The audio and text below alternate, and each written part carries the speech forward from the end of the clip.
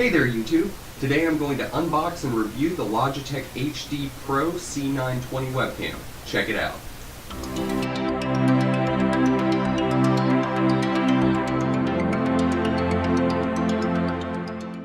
So I've had the C920 HD Pro for about 2 years now. It's been a great camera both in quality and ease of use. Although my previous one mysteriously disappeared, I decided to do this unboxing review since I had to buy a new one anyway. Everything you need is in the box, which comes with a camera attached by a 6-foot USB cable, allowing for comfortable movement, distance, short instructions on hooking up the camera, and a brief warranty booklet. This camera will automatically install all drivers needed if you're on Windows, but you will need an application to record on. Logitech has a free one available on their website that's okay, but there's many other more professional versions available. It'll work with Windows 7, 8, and 10, as well as Mac and Android if you have a tablet or phone you use with FaceTime or Skype calling. Once installed, the camera has the added benefit of motion detection, face tracking, and photo capture at 15 megapixels, offering full 1080p recording and H.264 video compression, automatic low light adjustment, built-in dual stereo mics, and a universal tripod mount, making setting up the camera for professional recording even easier. The overall feel of the camera is great. It's light enough to easily prop onto a monitor or laptop with its foldable arm, but sturdy enough that it doesn't feel cheap or empty. Here I'll go ahead and switch over to the camera recording so you can see what it looks like right out of the box.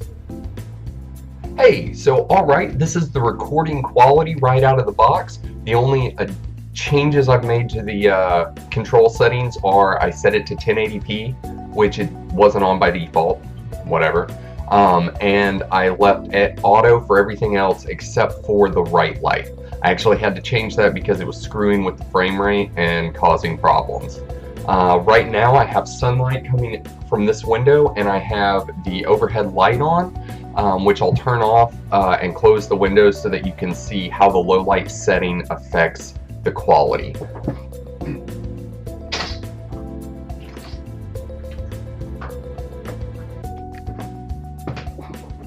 So there we go. This is the low light. It looks really great. Quality wise is spectacular.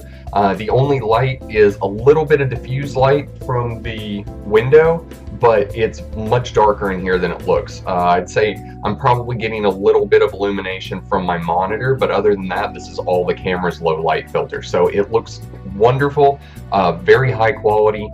Despite the camera being a few years old, it's still the most affordable option available. Especially, I'd recommend this for new YouTubers and live streamers. It's a great mid-level camera. Professional too if you're on a budget. I'd recommend this for anybody, especially just coming out of the gate. The only real counterpoints are what I mentioned about the right light thing and the exposure setting. I'm actually going to change the lighting back up so the exposure doesn't screw up anything. But the frame rate will get messed up if you have an automatic exposure setting on. The big pain in the butt is if you record multiple things and you need to compile them to render into one video, you'll end up getting a video that's 18 frames a second, you'll get one that's 30, you'll get another one that's 20. It's a huge pain. Just believe me, it's a headache. So manually set the exposure setting, it'll save you a lot of time. Other than that, there's a lot of other one other thing that can affect the frame rate is if you have a lot of peripherals connected to the USB to where the camera has to basically share or split the bandwidth coming into the computer. That'll screw up the frame rate.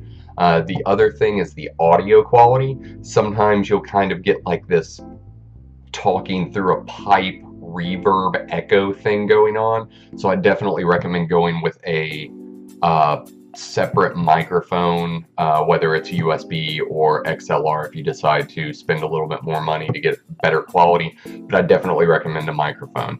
Other than that, amazing camera, great quality for the price. I'd highly recommend to anybody.